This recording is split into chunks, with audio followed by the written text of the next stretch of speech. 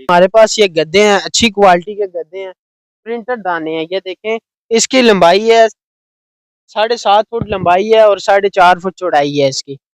ये गद्दे आप नीचे बिछा के सर्दियों में सो भी सकते हैं। इससे ये तलाई के लिए भी यूज होते हैं, चारपाई पर भी। ये पोलिस्टर के गद्दे हैं, इनको धोएं भी तो इनको कुछ होता नहीं है। रुई वाले होते हैं जो धोने से खराब हो जाते हैं। और इसकी प्राइस?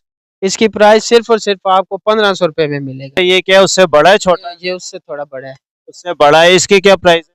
इसकी प्राइस भी 1500 रुपए ही है। बहुत अच्छी डिजाइन है, डबल बेड की है। ये देखें, ये हमारे पास पूरा बंडल था तो आज इंशा माशाल्लाह एक रह गया ये पीस, तो कल और भी आ जाए। इसका साइज क्या है?